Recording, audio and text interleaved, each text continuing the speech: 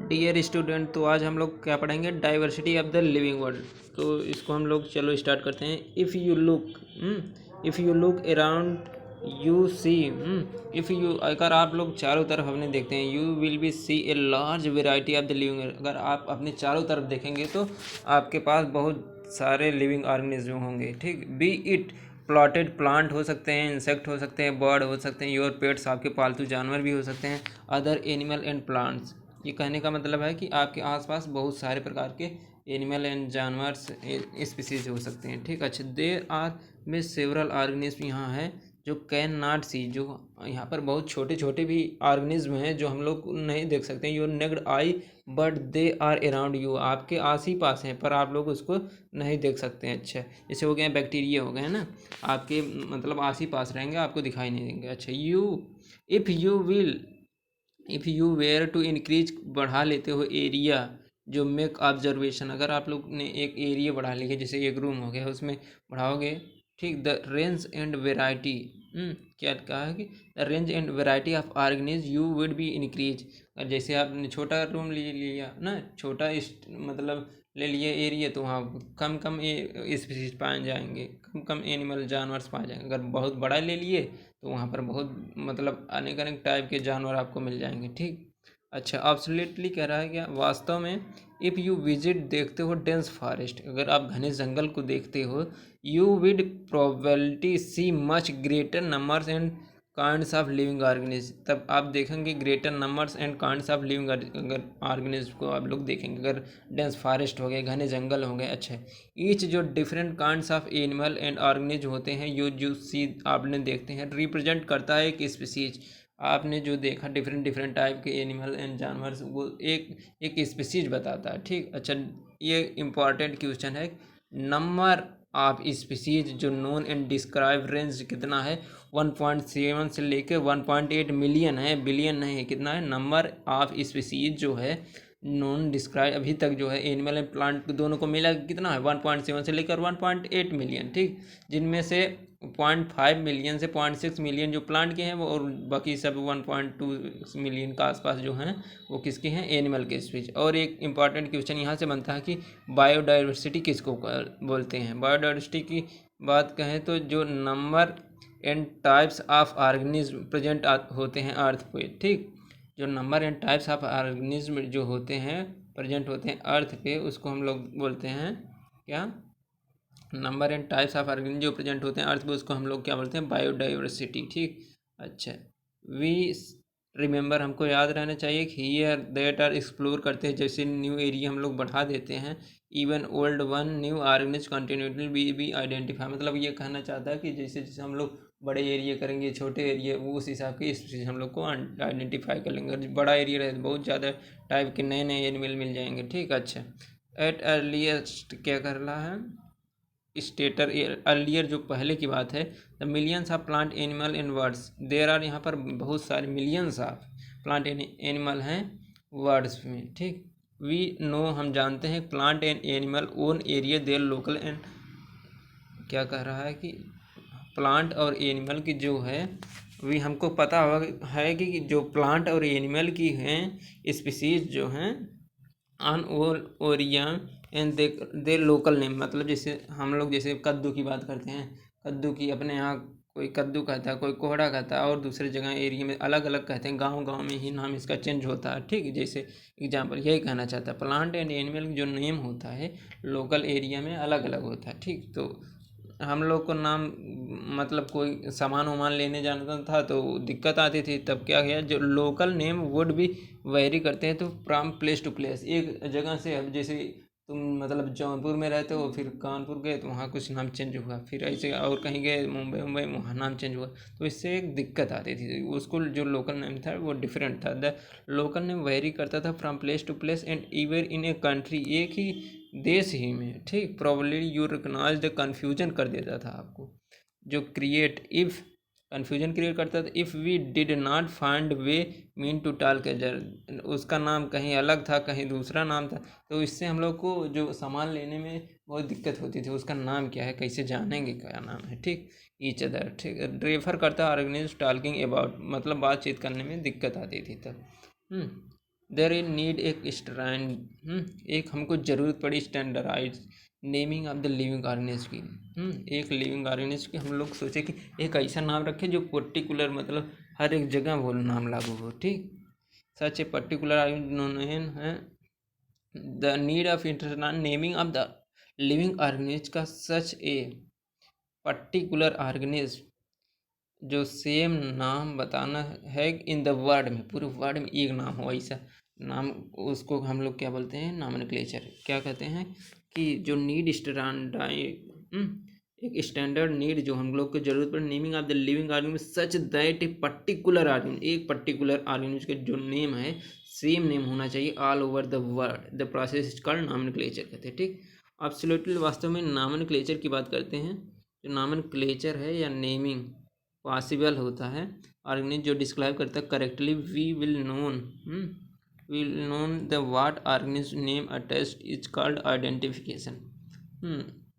अच्छा, ये भी क्या है, आइडेंटिफिकेशन है, मान पहचान बोलना था। ओनली पॉसिबल कब होगा, अच्छा जब नाम एक हो जाएगा तो सब लोग पहचान बहुत आसानी से लेंगे, वही कहना चाहता है।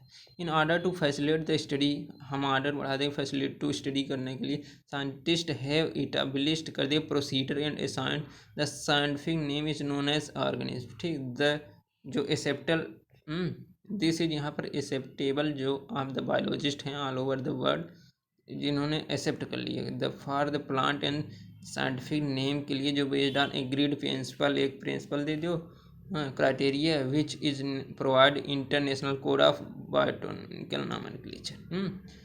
यहाँ पर जो बहुत सारे साइंटिस्ट थे प्लांट के लिए, जो ICBN का फुल फॉर्म था, एक ये क्या था, international code for botanical nomenclature. ठीक, एक्चुअली में इसको होना चाहिए इंटरनेशनल कोड ऑफ बॉटनी के नंबर, यहाँ पर जो दिया NCERT वही रीडिंग करना पड़ेगा, इंटरनेशनल कोड फॉर बॉटनी का नंबर कैसे। अच्छा, द एनिमल के लिए जैसे ये किसके लिए हो गया, प्लांट्स के लिए ये हो गया, एनिमल के लिए सेम ऐसे है international code of zoological nomenclature. ठीक, international code of zoology scientist name जो इंश्योर कर देता है एवरी ऑर्गेनिज्म वल्ली नेम वन, मतलब साइंटिस्ट लोगों ने एक नाम कर दिया पूरे वर्ड में। ठीक, इससे मतलब सब कुछ आसान हो जाएगा।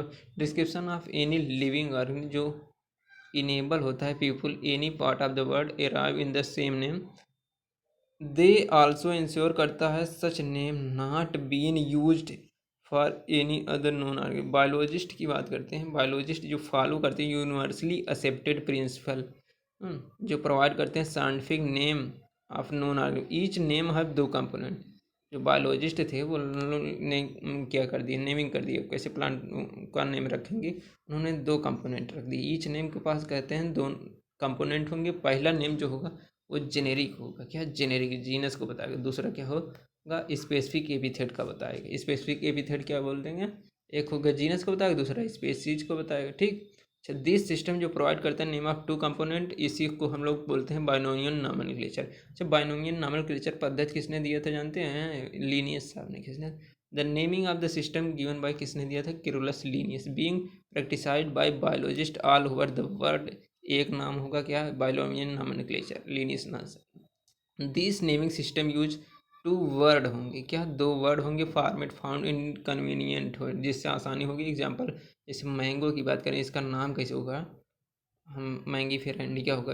Provide scientific name is better, the scientific name of mango की बात करते हैं क्या होगा, मैंगी फेरा इंडिका होगा। लेटेस्ट हम लोग सीव करते हैं बायोनोमिकल नेम, यहाँ पर देखते हैं मैंगी फेरा रिप्रेजेंट क्या कर रही है, इसमें जो मैंगी फेरा होगा वो क्या बोलेंगे, जीनस को रिप्रेजेंट कर दे। जो इंडिका होगा वो कि पर्टिकुलर स्पीच का हो चाहे स्पेसिफिक एपिथेट बोलो, बात एक ही होता है। ठीक, एपिथेट मानी एनी पार्ट ऑफ द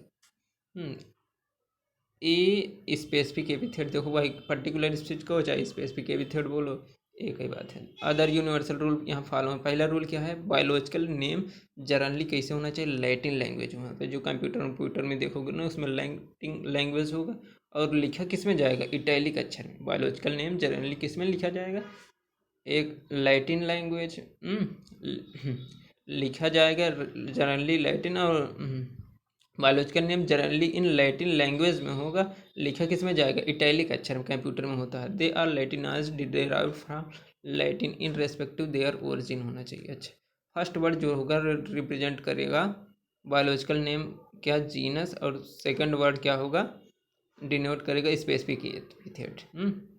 अच्छा, और both word of biological name अगर हैंड राइटिंग से लिखे जाएंगे, ठीक, अगर हैंड राइटिंग से अगर लिखे जाएंगे तो सेपरेटली अंडरलाइन, अगर हाथों के द्वारा लिखा जाए तो सेपरेटली नीचे अंडरलाइन किया जाएगा मैंगिफेरा इंडिका, और प्रिंट अगर प्रिंट करते हैं तो इटैलिक अक्षर में हम लोग को लिखना पड़ेगा कंप्यूटर के द्वारा, ठीक। और जो इटैलिक अक्षर हो इंडिकेट करता है लैटिन इन ओरिजिन। हाँ, वो कैसे वो करता है, लैटिन ओरिजिन, इसके कहाँ है, लैटिन ओरिजिन। अच्छा, द फर्स्ट वर्ड जो डिनोट करता है जीनस, ठीक, वो कैसे होना चाहिए, कैपिटल लेटर में। जो फर्स्ट वर्ड जैसे मैंगीफेरा में कैपिटल एम होगा, एम पहले होगा मैंगीफेरा। और जो वाइल जबकि स्पेसिफिक एपिथेट जो है start from a small letter, जो जीनस हो गया स्पीसीज जो स्टार्ट होगा वहाँ स्मॉल लेटर से। It can be insulated with example, जैसे यहाँ पर देखो मैंगीफेरा कैपिटल एम से है, इंडिका माइनस मतलब आई से है, स्मॉल लेटर से, ठीक।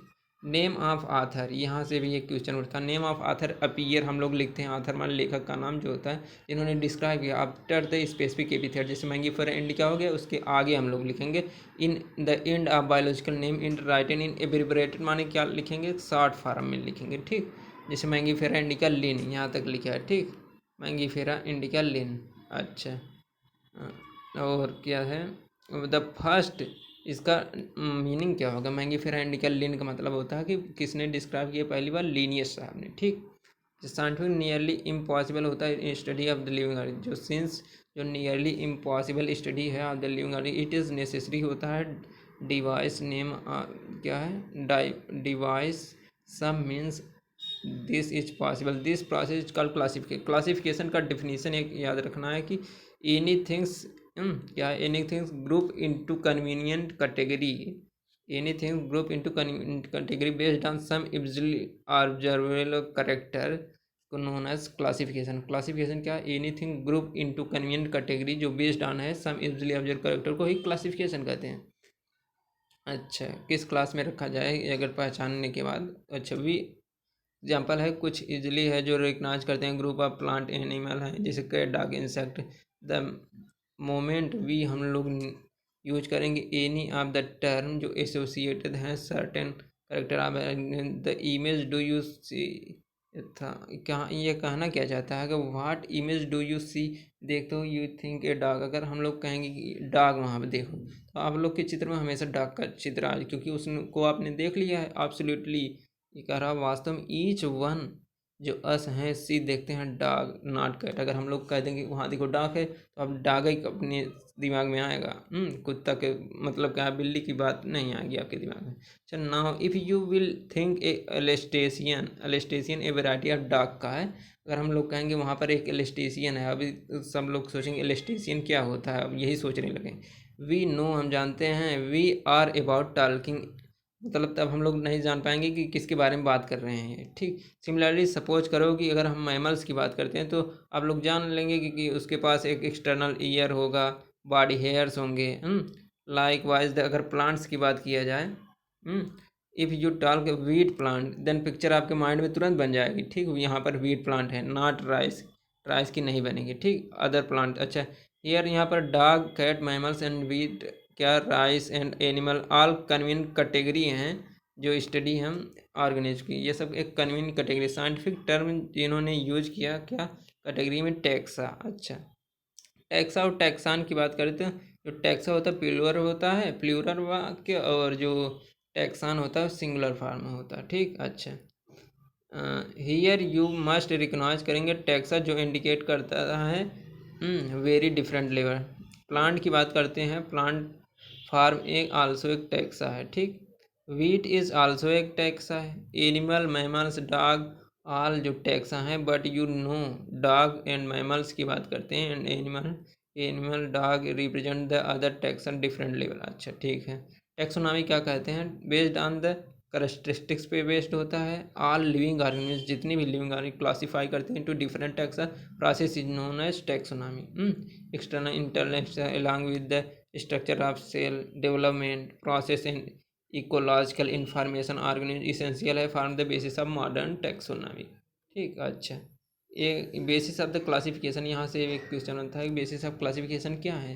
बेसिस ऑफ टैक्सोनॉमी कितने हैं? 4 हैं। क्या?